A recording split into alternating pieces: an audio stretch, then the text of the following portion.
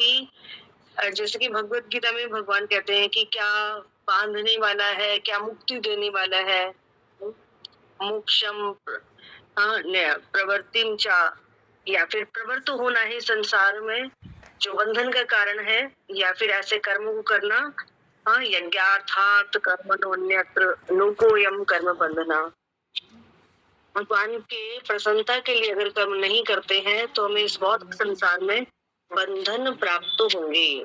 तो क्या मोक्ष दिलाने वाला है, क्या बंधन दिलाने वाला है, तो उन सब की जानकारी यहाँ पर वो देंगे। और विभागों के अनुसार किस प्रकार से वर्ण और आश्रम के विभाग के अनुसार किस किस प्रकार से क्या क्या कार्य हैं। और फिर उन्होंने स्त्रियों तथा भक्तों के कर्तव्यों का संक्षेप में विस्तार से वर्णन किया। स्त्रियों के बारे में और भक्तों को क्या कर्तव्य है। तो श्रील प्रभुपाद जी के तात्पर्य के माध्यम से हम इस अनुवाद को समझने का प्रयास करेंगे। श्रील प्रभुपाद की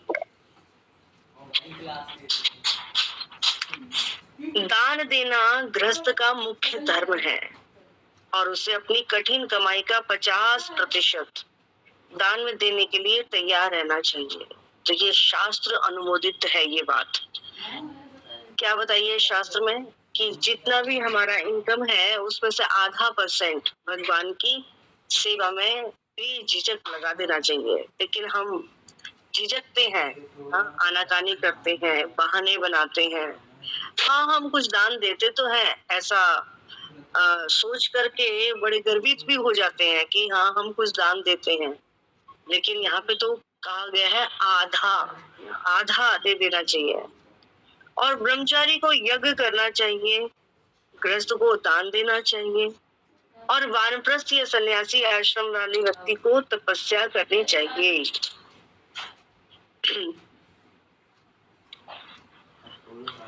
तो ये वैसे अलग अलग बता दी, लेकिन ये सबके लिए है।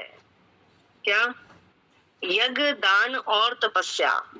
भगवत गीता में भी भगवान ने स्वयं कहा है कि ये महापुरुषों को भी नहीं त्यागना चाहिए, यज्ञ, दान और तपस्या। तो सबसे बड़ा वैसे तो दान ये भी बताया गया है, ज्ञान का दान देना। जो भगवत गीता का ज्ञान है उसका ज्ञान, जैसे कि ब्राह्मण के बारे में बताया गया है, यजन याजन पठन पाठन। ये वो यज्ञ करता है, यज्ञ कराता है, पढ़ता है, पढ़ाता है, और दान देता है और लेता है ना। हर प्रकार से वो 6 कर्मों में निपुण होता है जो ब्राह्मण है। तो ये सभी के लिए ये है। दान भी देना चाहिए और तपस्या भी करनी चाहिए, और क्या करना चाहिए, यज्ञ भी करना चाहिए। और हम जानते हैं कि कलयुग में सबसे बड़ा यज्ञ क्या है, संकीर्तन यज्ञ। यज्ञ प्राय यजंती ही सुमेध साहा, कि कलयुग में तो केवल एकमात्र ही उपाय है कलह, ये इस युग से बचने के लिए यज्ञ रूप में भगवान का नाम लिया जाए। तो देखिए वाक्य में अगर इसको देखा जाए तो ये यज्ञ ही है। भगवान का नाम हम लेते हैं, और भगवान का नाम क्या है, वो सामग्री है जो हवन में हम सामग्री इस्तेमाल करते हैं। और कान हमारे क्या है, हवन कुंड है जिसमें वो सामग्री उन कानों में प्रवेश कराई जाती है। और जीवा क्या है, वो चम्मच है जिसके माध्यम से ये जीव हिलती है। हरे कृष्ण कृष्ण कृष्ण हरे हरे, हरे राम राम राम हरे हरे। तो ये हमारा क्या चल रहा है, यज्ञ चल रहा है ना, बिना किसी खर्च के। कोई खर्चा भी नहीं है इसमें। और इसमें आनंदाम वृद्धि वर्धनम, आनंद की भी वृद्धि होगी। जैसे पवित्रता की भी वृद्धि होगी। जैसे हम बड़ा खर्चा करके, बड़ी मेहनत करके यज्ञ हवन घर में कराते हैं तो बड़ा शुद्धिकरण महसूस होता है कि हाँ आज हमने कुछ एक पवित्र कार्य किया है, यज्ञ किया है। और इसको हम डेली भी नहीं कर सकते ना, क्योंकि बड़ा खर्चीला होता है, लोगों को इकट्ठा करना पड़ता है, लोगों को बुलाना पड़ता है, प्रति भोज के लिए उनको बुलाना पड़ता है, और कहाँ-कहाँ से क्या-क्या सामान इकट्ठा करना होता है, जो एक इसी आजकल का जो समय है, उनके लिए बहुत मुश्किल है। लेकिन कलयुग में इसको बहुत आसान बना दिया है, बहुत इजी बना दिया है। केवल क्या करना है, इस जीवा को हिलाना है, हरे कृष्ण महामंत्र बोलना है, और देखिए कितना सुंदर यज्ञ हो जाता है। और इस यज्ञ से हम तो पवित्र होंगे ही होंगे, और इस यज्ञ से जब हम इसको थोड़ा लाउडली, ज्यादा थोड़ा तेज उच्चारण करते हैं, तो पूरा घर पवित्र होता है। ऐसा कहा गया है। तो आत्म साक्षात्कार के पथ या समस्त आश्रमों के लिए ये सामान्य कर्तव्य है। जो भी आत्म साक्षात्कार के पथ पर आगे बढ़ना चाहता है, तो ये उनके लिए सामान्य से कर्तव्य है कि यज्ञ दान तपस्या तो करने ही चाहिए। तो ब्रह्मचार्य जीवन में काफी प्रशिक्षण दिया जाता है। किसके लिए? यज्ञ करने के लिए, ब्रह्मचार्य या फिर तपस्या करने के लिए। तो ब्रह्मचार्य जीवन में काफी प्रशिक्षण दिया जाता है, जिससे मनुष्य यह समझ ले कि यह संसार रूपी संपत्ति भगवान की है। अतएव कोई भी व्यक्ति संसार की किसी वस्तु का स्वामी होने का दावा नहीं कर सकता। अतः गृहस्थ जीवन जो विषय भोग के लिए एक प्रकार की छूट है, इसमें मनुष्य को भगवान की सेवा के लिए दान देना चाहिए। किसी को भी भगवान की शक्ति के भंडार से शक्ति प्राप्त होती है। किसी को भी भगवान की शक्ति के भंडार से शक्ति प्राप्त होती है, भगवान की शक्ति के भंडार से शक्ति प्राप्त होती है। अतएव ऐसी शक्ति के द्वारा किए गए कार्यों को भगवान की प्रेम भक्ति के रूप में अर्पित करना चाहिए।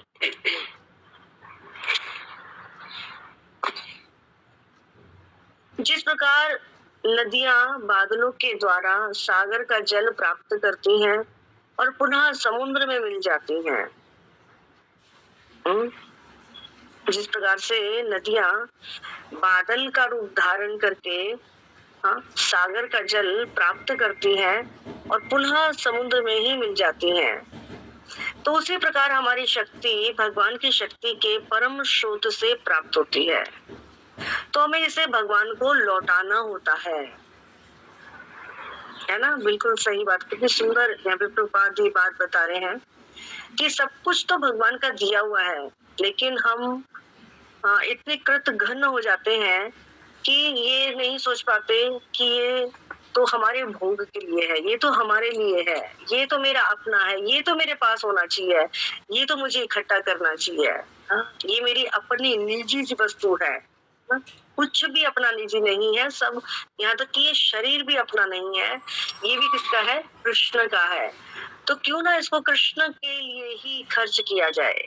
सारी एनर्जी कहाँ से आ रही है, सारी पावर कहाँ से आ रही है? चलने की, बोलने की, सोने की, कहने की, कुछ भी कार्य करने की जो शक्ति हमें, जो बुद्धि हमें मिल रही है, वो सब कहाँ से सप्लाई हो रही है?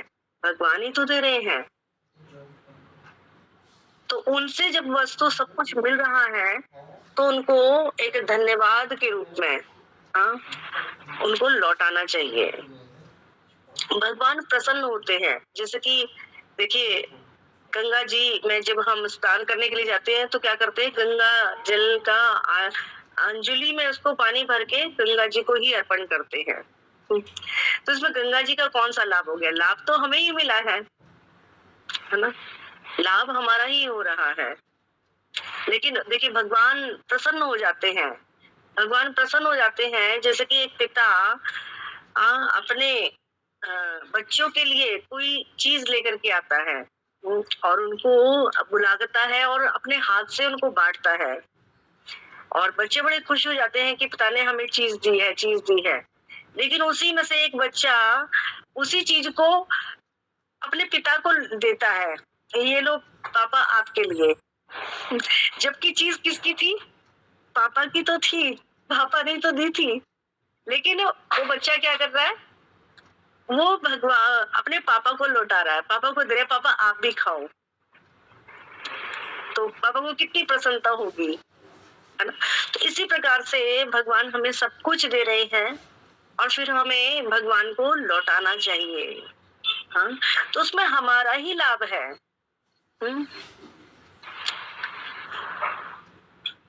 तो इसलिए यहाँ पे प्रभुपाद कह रहे हैं कि उसी प्रकार हमारी शक्ति भगवान की शक्ति के परम स्रोत से प्राप्त होती है और हमें इससे भगवान को लौटाना होता है। हमारी शक्ति की पूर्णता इसी में है, अन्यथा हम भगवान को क्या दे सकते हैं? हमारी क्या औकात है कि भगवान को हम कुछ दे सके?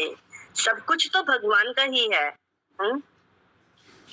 अतः भगवान भगवत गीता 9.27 में कहते हैं, हम जो भी करते हैं, जो भी तपस्या करते हैं, जो भी यज्ञ करते हैं, जो भी खाते हैं, दान देते हैं, वे सब उन्हें भगवान को ही अर्पित किया जाना चाहिए।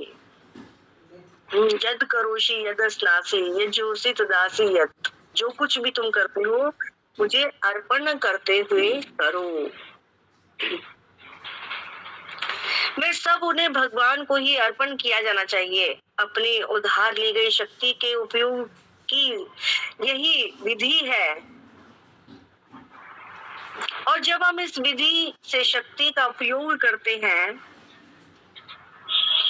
तो हमारी शक्ति भौतिक उन्माद के कलवश से रहित तो हो जाती है ना? फिर हम पगलाए जैसे नहीं रहते हैं, फिर हम गर्वित नहीं होते हैं, फिर हम भ्रमित नहीं होते हैं, फिर हम इस भौतिक संसार में फंसते नहीं हैं और इस प्रकार हम भगवान की सेवा करने के लिए अपने आदि प्राकृतिक जीवन के योग्य बन जाते हैं। अब आगे बता रहे हैं यहाँ पे राजधर्म। राजधर्म राजनीतिक सृष्टता के लिए आधुनिक राजन्य से भिन्न एक महान विज्ञान है ये।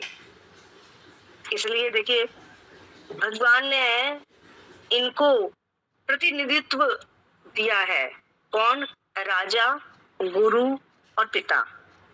इसलिए शास्त्र क्या कहता है? शास्त्र कहता है कि राजा को राजा नहीं बनना चाहिए अगर वो अपनी प्रजा को भगवान की सेवा में नहीं लगा सकता। पिता को पिता बनने का कोई अधिकार नहीं है, माता पिता बनने का कोई अधिकार नहीं है अगर वो अपनी संतान को भगवान का रास्ता नहीं दिखा सकता। गुरु को गुरु नहीं बनना चाहिए अगर वो अपने शिष्यों को भगवान का रास्ता नहीं दिखा सकते। क्यों? क्योंकि इनको भगवान क्या कहते हैं? ये मेरा प्रतिनिधित्व के स्वरूप है ये।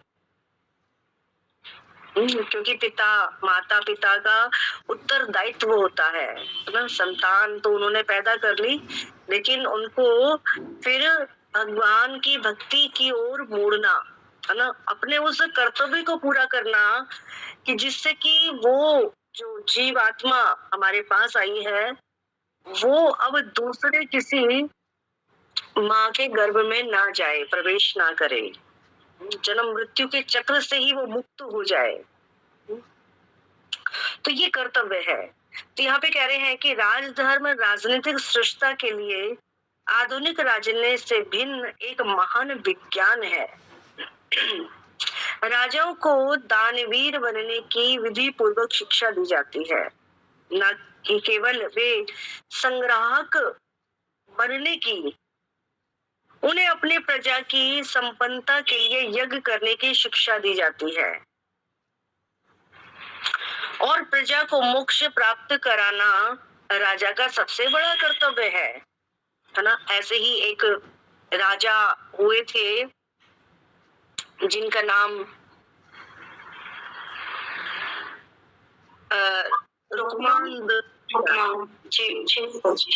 हाँ हाँ है ना। तो वो ऐसे राजा थे जो अपनी प्रजा को एक दिन पहले ढिंडोरा पिटवा देते थे कि पूरे राज्य में ढोल बजा करके ढिंढोरा पिटाया जाता था कि कल एकादशी है, सबको एकादशी का व्रत रखना है और जो नहीं करेगा उसको दंड मिलेगा। तो अब राजा की आज्ञा हुई है तो प्रजा उसको कैसे फॉलो नहीं करेगी ना? नहीं तो उसको दंडित होना पड़ेगा, ये राज्य से उसको बाहर कर दिया जाएगा। तो सारी पूरी प्रजा जो है राजा की आज्ञा का पालन करती, और इस प्रकार से जब वो भगवत कार्यों में वो प्रजा लगी रहती और मृत्यु के बाद उनको मोक्ष प्राप्त होता है ना, कोई नरक में नहीं जा रहा क्योंकि सबको पुण्य की प्राप्ति हो रही है, सबको भगवत धाम की प्राप्ति हो रही है। तो बेचारे जो यमराज है वो परेशान हो गए कि मेरी नौकरी तो अब लगता है जाने वाली है और मैं ठोकर की नौकरी करना नहीं चाहता, मैं फ्री का धन से अपना जीवन चलाना नहीं चाहता कि मैं जिससे कि मैं मुझे बस धन मिलता रहे और मैं कोई कार्य ना करूं ना? तो कुछ कार्य भी तो होना चाहिए ना। यहाँ पर मुझे नियुक्त किया गया है कि जो पापी लोग हैं उनको दंडित करना।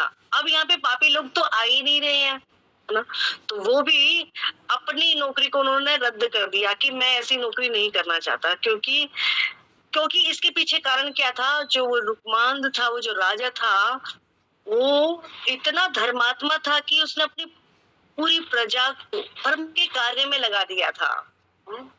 तो इस प्रकार का राजा होना चाहिए। अब देखिए यहाँ पर भी तो धर्म और अधर्म की लड़ाई हो रही थी। यहाँ पर दुर्योधन राजा बनने जा रहा था जो अधर्म की राह पर चलने वाला था, लेकिन भगवान श्री कृष्ण क्या चाहते थे कि पांडवगण है ना राजा बने। पांडव धर्म परायण थे ये, तो जो धर्म परायण होता है वो धर्म के राह पर चलता है और दूसरों को भी यही शिक्षा देता है ना। तो इसलिए राजा का बहुत बड़ा कर्तव्य होता है, उत्तरदायित्व होता है पूरी प्रजा का। इसी प्रकार से माता पिता का पूरा उत्तरदायित्व होता है उस पूरे घर का, जो पूरी संतान जो उन्होंने पूरा परिवार जो बनाया है ना, उसका पूरा उत्तरदायित्व उसके ऊपर। लेकिन आजकल लोगों को ये शिक्षा दी ही नहीं जाती है कि भी विवाह का अर्थ क्या है। जैसे कि अभी तो कह रहे हैं ना कि विज्ञान है ये ना, ये जो भगवान ने वर्ण और आश्रम बनाए हैं ये ऐसे ही नहीं बनाए ना, ये सब एक प्रकार से विज्ञान है। इनके पीछे कुछ लॉजिक है, कोई ना कोई कारण है। इन सबको सुव्यवस्थित करने के लिए, सुव्यवस्थित चलाने के लिए भगवान ने बहुत सुंदर एक प्रकार का बड़ा सुंदर प्रोसेस दिया हुआ है ये। लेकिन कोई अगर इस पे सही तरीके से नहीं चलता तो उसको दंडित भी किया जाता है। तुम ऐसे स्थान पर बैठे हो, तुम ऐसे तुम्हें ऐसा उत्तरदायित्व तुम्हें दिया है और तुम अपने उस उत्तरदायित्व को नहीं ठीक से निभाते हो तो भी दंडित किया जाएगा। अब ऐसा नहीं है कि अब राजा है तो राजा के ऊपर कोई नहीं है, राजा को दंडित करने के लिए कोई नहीं है, ऐसा नहीं है। राजा को भी दंडित करने के लिए है भगवान, है ना। माता पिता अपने उत्तरदायित्व को अगर ठीक से नहीं निभाते हैं तो उनको भी दंड मिलता है ना। गुरु अगर अपने शिष्य को सही रास्ता नहीं दिखाता तो उसको भी दंड मिलता है ना। तो इसलिए ये ज्यादा इनके ऊपर ज्यादा जिम्मेदारी है, उत्तरदायित्व है ये, तो वो उनको अच्छी प्रकार से निभाए। अगर नहीं निभा सकता तो फिर वो अपने इस दायित्व को अपने ऊपर ना ले। तो जैसे कि हम चर्चा कर रहे थे विवाह की, तो विवाह लोग सोचते हैं कि मनोरंजन है ना, एंजॉयमेंट का वो है, ये साधन है ये। अब हमारे मौज करने के दिन आ गए हैं, अब हम बस मौज ही मौज करेंगे। हमें संतान का उत्तरदायित्व भी नहीं लेना हम अपने ऊपर, लिया है लेकिन उत्तरदायित्व नहीं निभाना चाहते। तो ये सब भगवान ने क्या दिए हैं, विज्ञान दिए हैं, है ना। तो इस विज्ञान को समझना चाहिए, हाँ, कि इन सब के पीछे लॉजिक क्या है। तो राजाओं को धर्मवीर बनने की विधि पूर्वक शिक्षा दी जाती थी, न केवल कृष्ण का संग्राहक बनने की, उन्हें अपनी प्रजा की संपन्नता के लिए यज्ञ करने की शिक्षा दी जाती थी। प्रजा को मोक्ष प्राप्त कराना राजा का सबसे बड़ा कर्तव्य था। पिता, गुरु, राजा, देखिए प्रभुपाद भी वही बात कह रहे हैं। पिता, गुरु और राजा को कभी भी जन्म, मृत्यु, व्याधि, जरा से प्रजा को मुक्ति प्राप्त कराने के मार्ग पर लापरवाह नहीं होना चाहिए, लापरवाही नहीं बरतनी चाहिए। हाँ? तो उसके लिए चैतन्य महाप्रभु क्या कहते हैं कि भारत भूमिले हुई जन्म यार, जीवन सार्थक करी कर परोपकार। पहले अपना आप को शिक्षित करना पड़ेगा, अपने आप को ट्रेनिंग देना पड़ेगा, तभी तो हम दूसरे को ट्रेनिंग दे पाएंगे। खुद ट्रेंड होना पड़ेगा इसमें। लेकिन कहीं पर भी इस प्रकार की ट्रेनिंग, ना किसी स्कूलों में इस प्रकार की कोई ट्रेनिंग नहीं दी जाती है। जब बच्चा बड़ा होता है तो उसको कोई ट्रेनिंग नहीं दी जाती किसी स्कूल में कि बेटा तुम्हें 25 साल तक ब्रह्मचार्य का जीवन अपनाना है। कहीं किसी स्कूल में नहीं सिखाया जाता। किसी स्कूल में नहीं सिखाया जाता कि तुम शरीर नहीं, तुम एक आत्मा हो। इसका ज्ञान कहीं नहीं दिया जाता। सब भौतिक पढ़ाई होती है। भौतिक का मतलब भोगने के लिए। तुम किस प्रकार से तुम्हें तैयार किया जा रहा है, उस प्रकार की पढ़ाई पढ़ाई जाती है बस।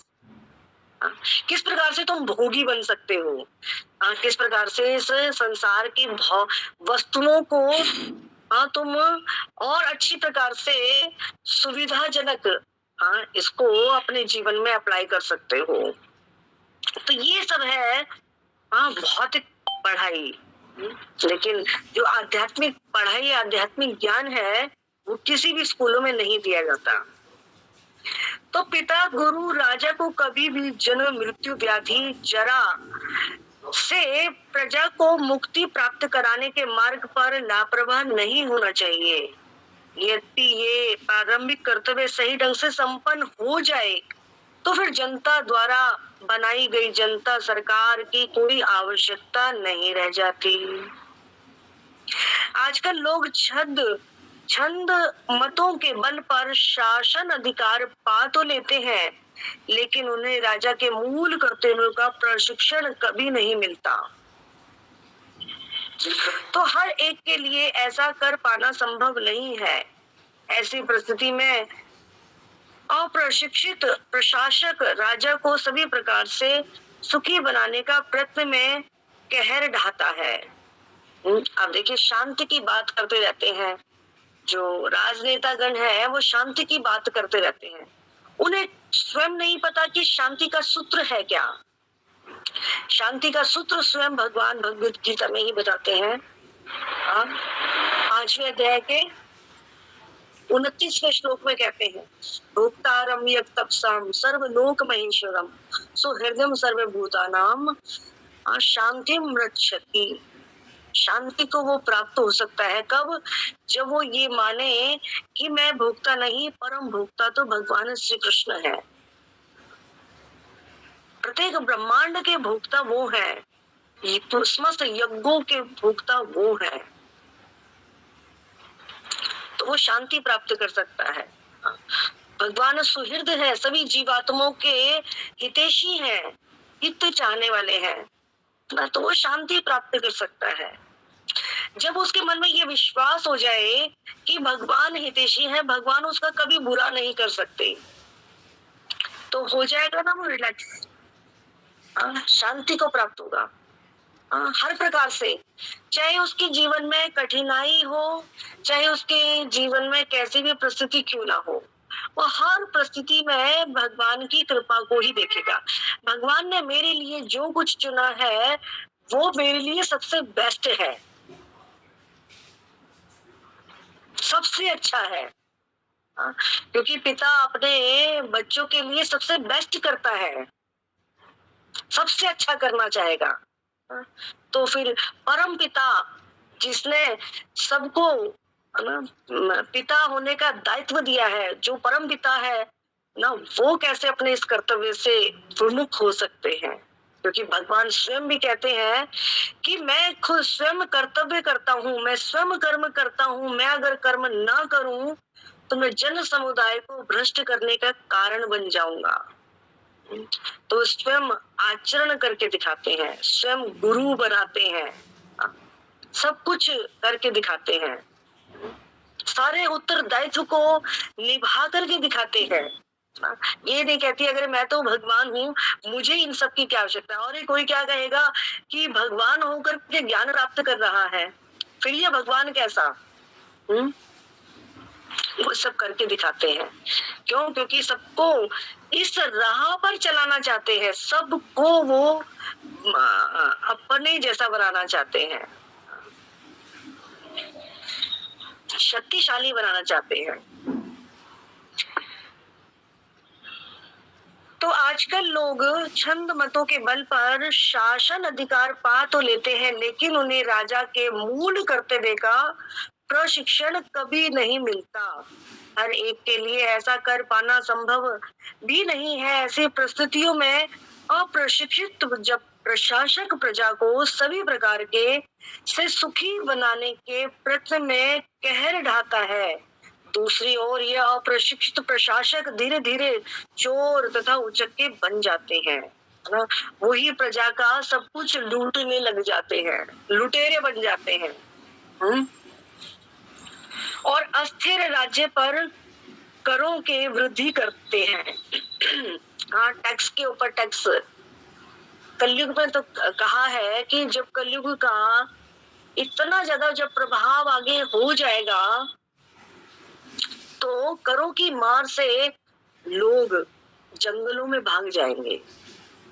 इतनी करों की मार हो जाएगी, प्रशासकों की ओर से लोग इतना ज्यादा परेशान हो जाएंगे, कहाँ तक क्या क्या टैक्स भरे हम, और वो जंगलों की ओर भागेंगे। तो यहाँ पे प्रभुपाद बता रहे हैं कि अस्थिर राज्य पर करों में वृद्धि करते जाते हैं, जिससे प्रशासन के लिए धन प्राप्त हो, है ना, इकट्ठा करे, लोगों से धन खींचे, लेकिन ये सब व्यर्थ होता है। वास्तव में उचित प्रशासक के लिए मनु संहिता और प्राशकृत धर्म शास्त्र जैसे शास्त्रों के अनुसार राजा को निर्देश करने के लिए योग्य ब्राह्मण होते हैं। इसलिए देखिए, हम देखते हैं भगवान राम को भी जब भी कभी कठिनाई में होते थे, वो ऋषियों की सभा में चले जाते थे, ऋषियों की कुटिया में जाकर के अपने जीवन की जो भी समस्या होती थी उनके सामने रखते थे, और हल पूछ लेते थे। तो इसलिए योग्य ब्राह्मण भी होना चाहिए राजा के ऊपर।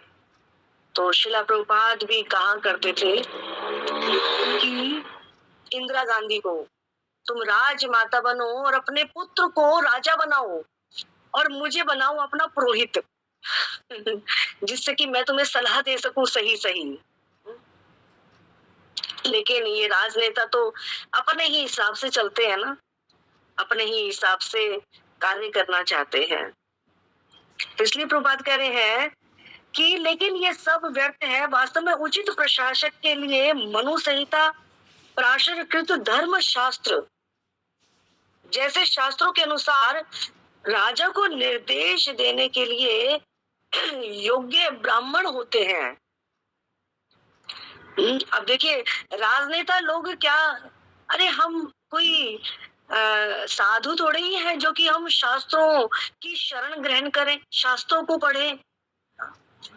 हमारा ये काम थोड़ी है। ठीक ही है, आपका ये काम नहीं है, आपका काम है प्रजा को संभालना, लेकिन ऐसे गुरु बनाने तो चाहिए जो तुम्हें सलाह दे सके। ऐसे पुरोहित, ऐसे ब्राह्मणों भी तो उन्हें पैदा करने चाहिए। ऐसे को उन्हें प्रजा के अंदर प्रशिक्षण दे करके उनको भी तो बढ़ावा देना चाहिए। तो यद्यपि राजा पुण्यात्मा, धर्मात्मा, शौर्यवान, दानवीर होता है, तो राजा जनता को सामान्यतः उनका अनुकरण करती है। तो जनता भी सामान्यतः उनका अनुकरण करती है।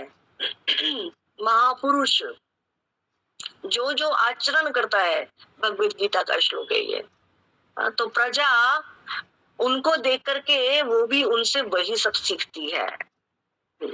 तो सब चीजों में हम देख सकते हैं, है ना। स्कूलों में टीचर हैं, हाँ, उनको भी बच्चे अब वहां पर क्या है, वो सब सीखने के लिए तो आए हैं। हाँ, अब टीचरों को जैसा करते हुए देखेंगे वो लोग भी वही सब सीखेंगे।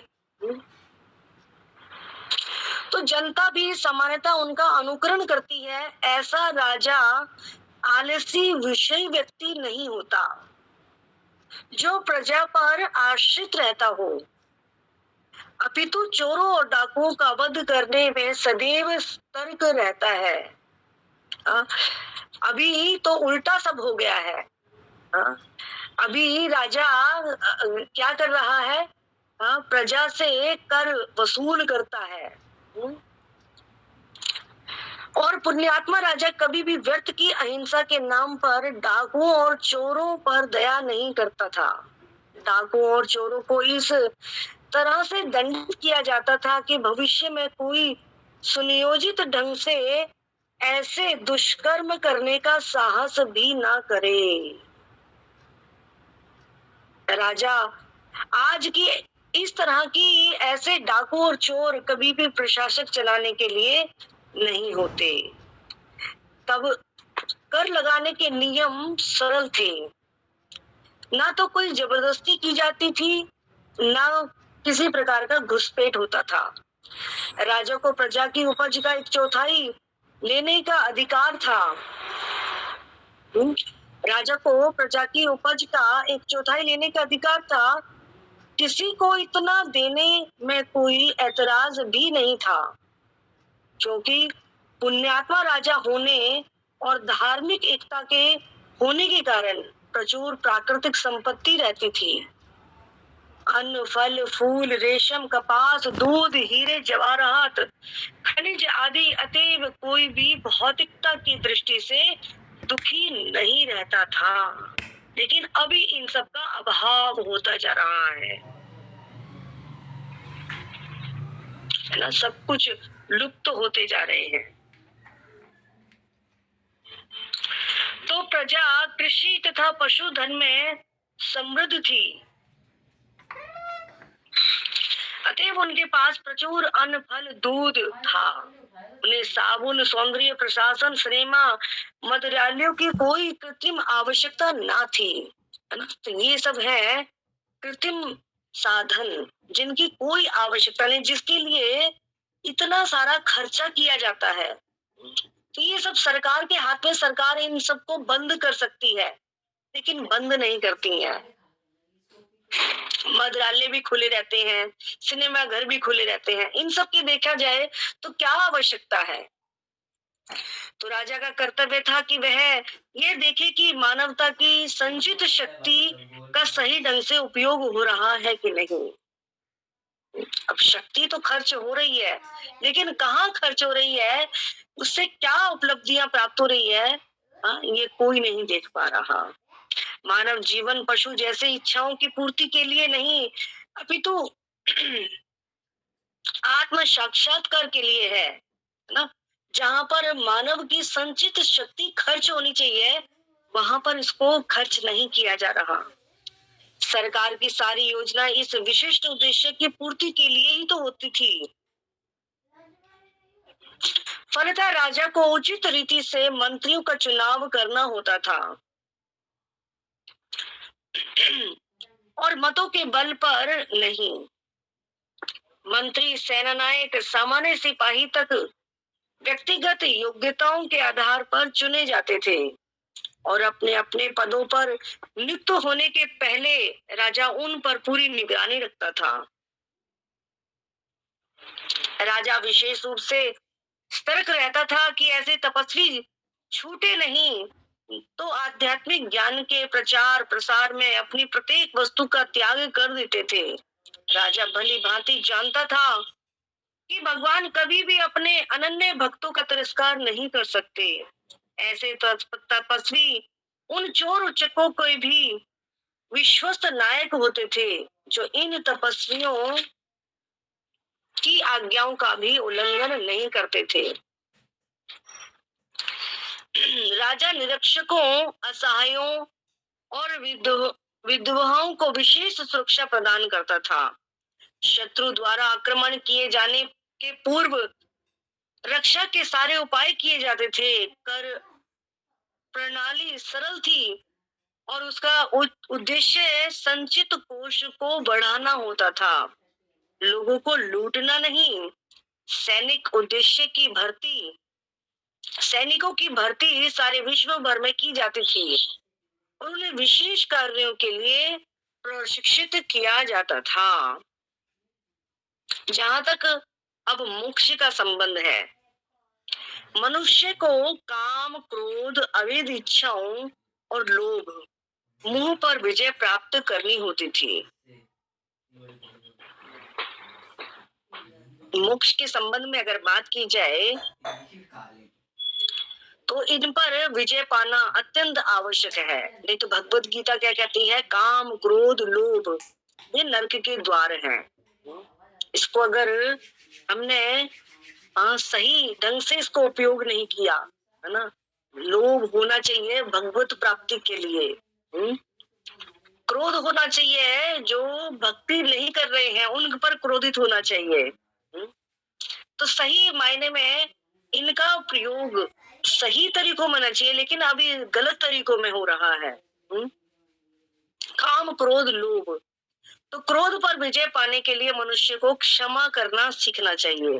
अवैध इच्छाओं से मुक्त रहने के लिए आवश्यक है कि व्यर्थ की योजनाएं ना बनाई जाएं।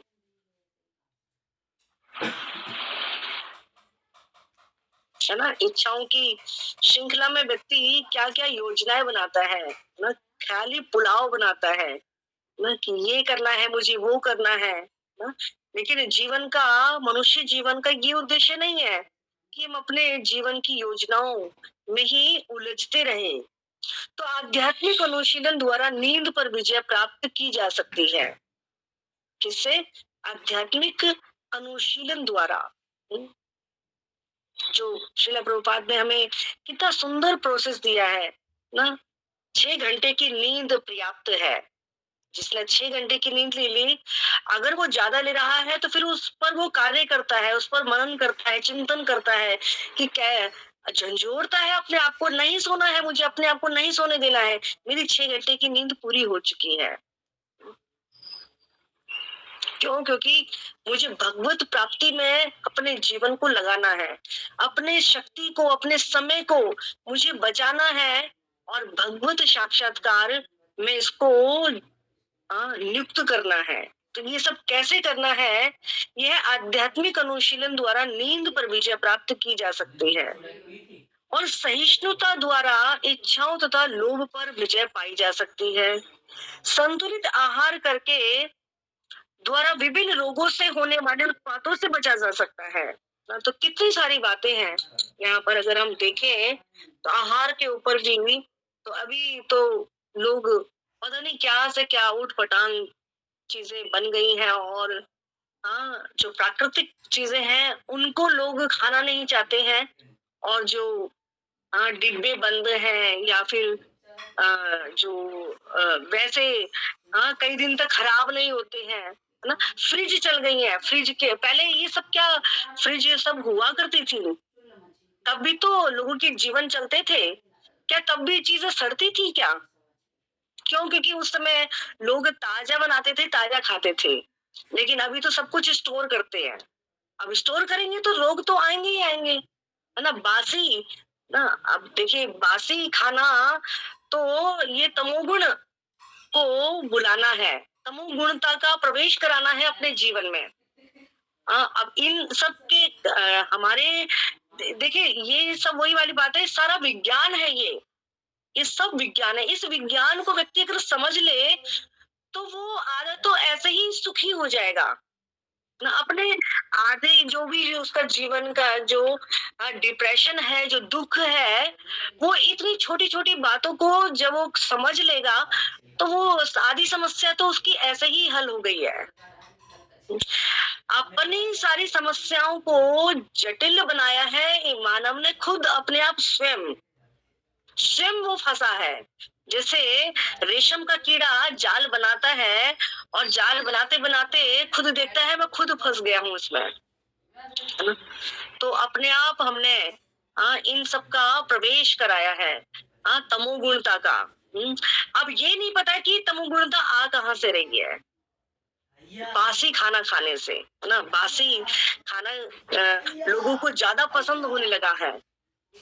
अब लोग फिर तमोगुणी होते जा रहे हैं, और तमोगुण में तो क्या रहेगा, क्या उसको परिणाम मिलेगा?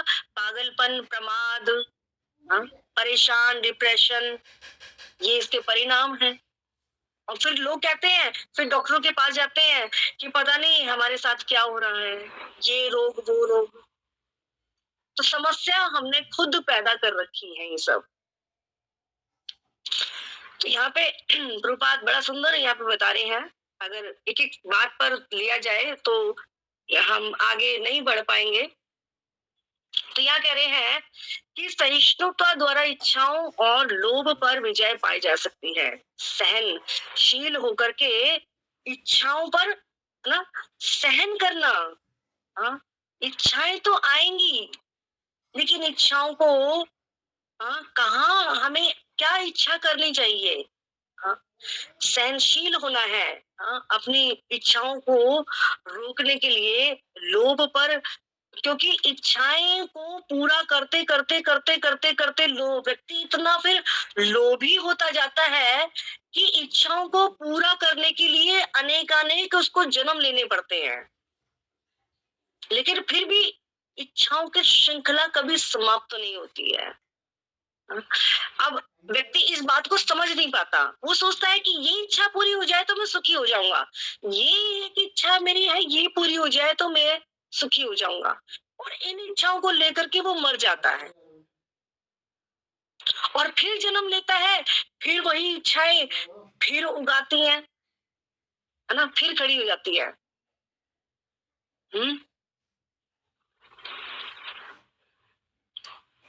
बार बार वो इच्छाएं हमारे जीवन में आती रहती हैं और परेशान करती रहती हैं। तो ये है असहिष्णुता, सहन कीजिए। तो इच्छाओं तथा लोभ पर विजय पाई जा सकती है। संतुलित आहार द्वारा विभिन्न रोगों से होने वाले उत्पातों से बचा जा सकता है। आत्म संयम से झूठी आशाओं से मुक्त हुआ जा सकता है, और कुसंगति से बचकर धन संग्रह किया जा सकता है, धन को बचाया जा सकता है। कुसंगति में क्या करेगा व्यक्ति? धन को बर्बाद करेगा, यहाँ खर्च करेगा वहां खर्च करेगा। और योगाभ्यास से भूख पर नियंत्रण किया जा सकता है, और नश्वरता का ज्ञान होने से सांसारिकता से बचा जा सकता है।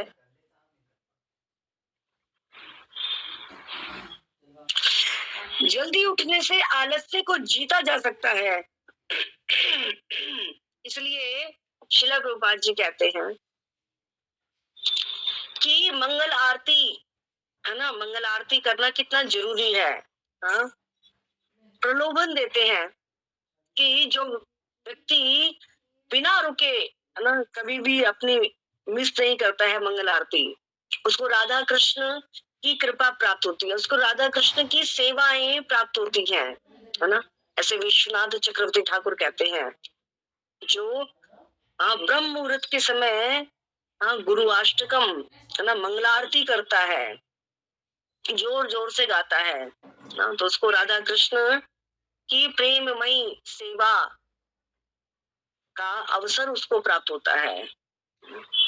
इसलिए प्रभुपाद क्या कहते हैं, अगर तुम बीमार भी हो, कैसी भी अवस्था में क्यों ना हो, घसीट करके लेकर के आना चाहिए। और अगर अपने मन में ग्लानि लानी चाहिए, अगर हमारी जिस दिन मंगल आरती छूट जाए तो उस दिन क्या करना चाहिए, श्रील प्रभुपाद सलाह देते हैं कि हमें एक कृष्णा पुस्तक वितरण करनी चाहिए, है ना, बाहर निकल जाना चाहिए उसको, हाँ, वितरण करके आना चाहिए। इतना मतलब कठोर प्रभुपाद कह रहे हैं। और इसके पीछे लॉजिक क्या है, हम अपने इस आलस्य को छोड़ सके, आलस्य को छोड़ सके। तो निश्चित रूप से अगर हम जग जाते हैं मंगल आरती के समय, तो देखिए पूरा दिन कैसे फ्रेश रहता है। लेकिन अगर व्यक्ति उठेगा ही कितने बजे, 8 बजे, 9 बजे, 10 बजे, यहाँ तक कि लोग तो 11-11 बजे तक सोते रहते हैं। अभी उनका दिन निकला नहीं, सूरज सिर पे चढ़ाया है लेकिन उनका सवेरा नहीं हुआ है। फिर ऐसी कंडीशन में कैसे ये कहा जा सकता है कि वो सुखी हो सकते हैं।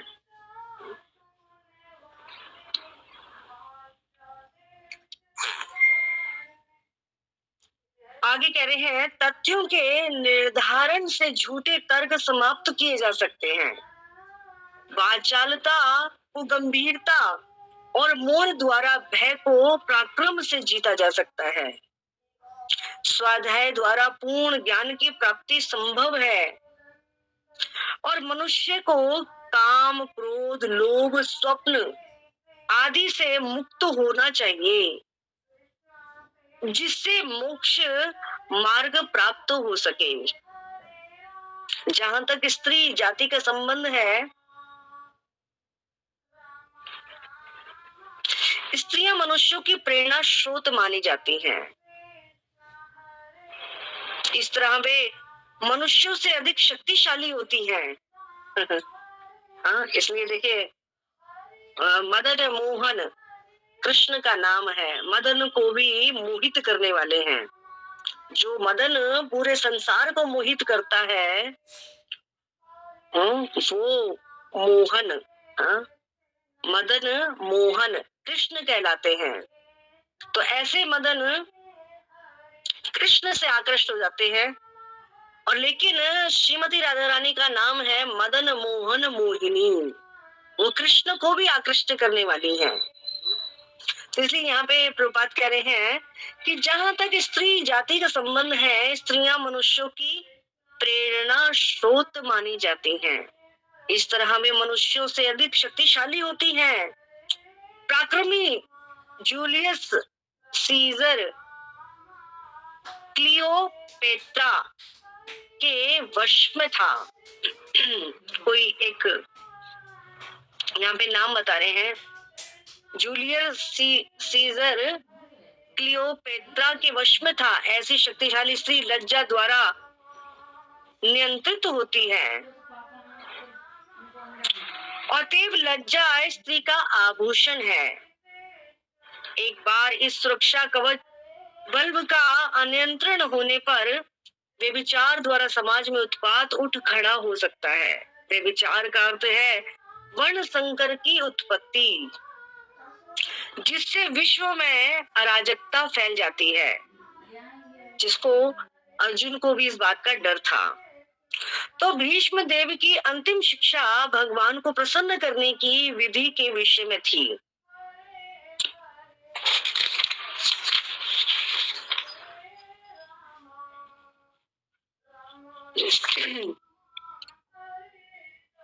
और हम सब भगवान के शाश्वत दास हैं, और जब हम अपने स्वभाव के इस महत्वपूर्ण अंग को भूल जाते हैं तो हमें भव सागर में आना पड़ता है। और भगवान को प्रसन्न करने की विशेष रूप से ग्रस्तों के लिए सरल विधि यही है कि घर में भगवान का अर्च विग्रह स्थापित करना चाहिए। तो श्रील प्रभुपाद भी कहा करते थे कि जो भी ग्रस्त जीवन में बना हुआ है उसको चाहिए कि वो अपने घर में विग्रह की स्थापना कराए। विग्रह क्यों? क्योंकि घर में अगर विग्रह होंगे तो वैसे ही घर में क्या होगा, शुद्धिकरण होगा, है ना। पूजा पाठ करने के लिए व्यक्ति को स्वच्छ होना पड़ता है। तो सुबह वो जल्दी उठेगा, भगवान के लिए भोजन है ना, तैयार करेगा, भोग तैयार करेगा भगवान के लिए, तो उसके लिए अपनी रसोई को भी वो स्वच्छ बनाएगा, साफ सुथरा रखेगा, झूठ फूट नहीं होगा उसके अंदर। हाँ, अब लोग जो मलेच्छ लोग की अवस्था को जो प्राप्त होते हैं, उनको पता ही नहीं क्या होता है, क्या स्वच्छता किसे कहते हैं, उसी में खाते हैं, उसी में बनाते हैं। यहाँ तक कि जो हम रसोई में जो बर्तन रखते हैं, वो रसोई में वैसे होने नहीं चाहिए, झूठे बर्तन कभी भी रसोई में नहीं मंजने चाहिए। लेकिन अभी आधुनिक व्यवस्था ऐसी बन गई है, आधुनिक व्यवस्था ऐसी बन गई है कि घरों में ही प्रत्येक कमरे के अंदर तो शौच करने की क्रिया के लिए वहां पर रूम बनाया जाता है, बाथरूम बनाए जाते हैं। पहले बाहर हुआ करता था। और रसोई को स्वच्छ रखने के लिए रसोई में भगवान ठाकुर जी के लिए भोग तैयार होता है, तो वहां पे जूठे बर्तनों को कोई प्रवेश नहीं होता था। लेकिन अभी तो सभी सिंक वो बनाते हैं ना, वॉश बेसिन बनाते हैं, जिसमें बर्तन भरे रहते हैं, रात रात तक रखे रहते हैं वो बर्तन, झूठे बर्तन। पहले के लोग कहा करते थे कि जो झूठे बर्तन रात के अगर पड़े होते हैं तो उसको क्या कहते हैं कि जो ये बर्तन होते हैं ना, ये तीर्थ तीर्थ पे जाते हैं रात को, है ना, तो वो बेचारे जो बर्तन झूठे पड़े हुए हैं तो वो तो तीर्थ पे नहीं जा पाएंगे, है ना, तो वो गालियां देते हैं, है ना, वो पड़े पड़े गालियां देते हैं कि हमें रात को मांझ के नहीं रखा, जिससे कि हम भी तीर्थ पर जाते, है ना। तो ये सब सारी ये सब प्रथाएं सब खत्म हो गई हैं। यहाँ तक कि जो बर्तन झूठे हैं उसके लिए भी मांजने का एक अलग वो होना चाहिए, जो जूना जग जो होता है ना, और जो दूध जो भगवान के लिए भोग तैयार करने के जो बर्तन होते हैं उनको अलग मांजना चाहिए। झूठे बर्तनों के मंजन से उसको नहीं मांजना चाहिए। इतना भी मतलब इसको कहते हैं शुद्धिकरण, शुद्धता से कार्य करना। जैसे दूध का बर्तन है ना, कुकर है, वो जिसमें हम भगवान के लिए बना रहे हैं, लेकिन अभी तो सभ्यता के आगे जिसमें बनाते हैं उसमें ही बैठ के खाते हैं, उसी बर्तनों में खाने लग जाएंगे। तो ये कितना मतलब गलत है ये। तो झूठे बर्तनों के लिए अलग होना चाहिए और उनके लिए अलग होना चाहिए, और भगवान का जो बर्तन है वो भी अलग होने चाहिए ना, उनके लिए भी मांजने का अलग वो बनाना चाहिए। तो इस प्रकार की शुद्धता का ध्यान रखना चाहिए। तो जब घर में विग्रह आते हैं, भगवान की स्थापना घर में की जाती है, तो ये सब शुद्धिकरण अत्यंत आवश्यक है ये। तो अब इस प्रकार से वो अपने जीवन में इस प्रकार का आचरण वो करेगा तो अपने आप ही मन शुद्ध होगा, मन प्रसन्न होगा। कहते हैं जहाँ पे शुद्धता होती है वही भगवान का वास है। इस प्रकार की शुद्धता अगर हम नहीं रखते हैं तो भूल जाओ कि हम भगवान को प्राप्त भी कर लेंगे, क्योंकि भगवान तो वही वास करते हैं जहाँ पे शुद्धता होती है, मन से भी, भीतर से भी, बाहर से भी ना, हर प्रकार से शुद्धता रखने का अत्यंत आवश्यक है। मैं एक बार इसको पूरा कर देती हूँ क्योंकि समय भी होने वाला है और यहाँ पे प्रश्न भी आ रहा है।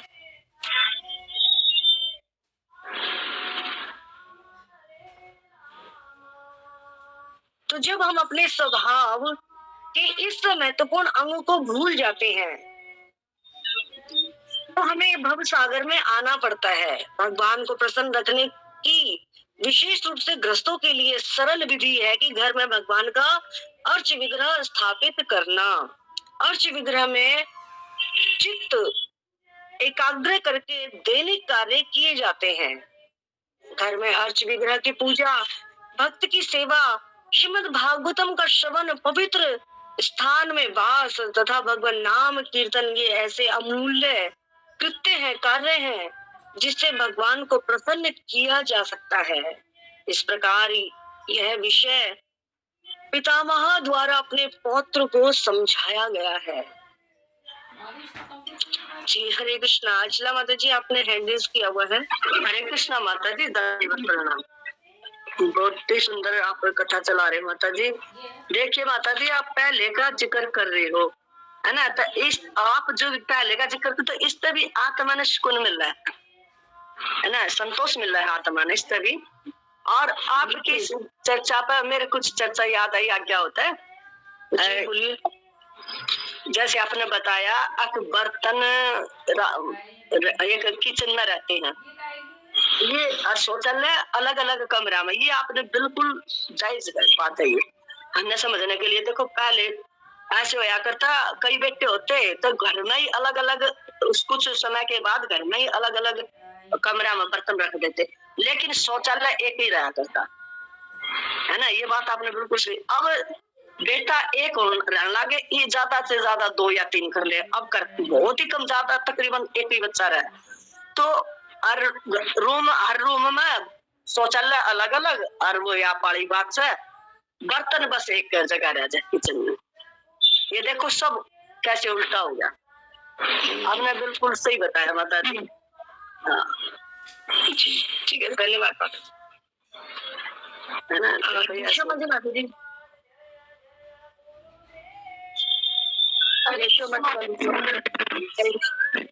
मेरी आवाज आ रही है जी। माता जी एक तो मेरा क्वेश्चन कल की क्लास से जो प्रभु जी ने ली थी, और आज के मैं बिल्कुल बताना चाह रही, जैसे आपने बताया ना कि बर्तन तीरथ जाते हैं। मैं छोटी थी ना, तो मेरी मम्मी बोलती थी कि रात को किचन में सिंक में कोई बर्तन नहीं होना चाहिए, बर्तन जाते हैं तीरथ खाने। तो मैं ना रात को बैठ के इधर देख रही थी कि बर्तन जाते हैं, और नींद आई तो फिर पानी लगा के बैठ के फिर सुबह मम्मी को बोला, मैंने मम्मी वो तो दिखे नहीं जाते।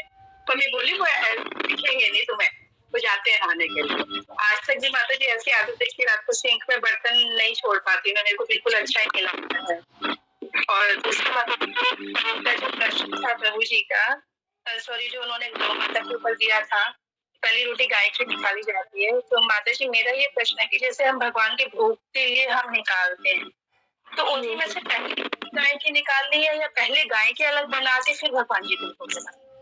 पहले भगवान को भोग लगाना है। मान लीजिए हमने भगवान को 4 रोटियों का भोग लगाया, 4 रोटी रखी उनकी थाली में, और फिर जब उस थाली को हम अपनी रसोई में लेकर के आते हैं और सब सब्जी मिलाते हैं, पानी जो प्रसाद है वो पानी में मिक्स करते हैं, और जो रोटी जो हमारे 4 है उसमें से एक गाय की निकलती है उसमें से, क्योंकि उसको भी तो कृष्ण प्रसाद चाहिए ना।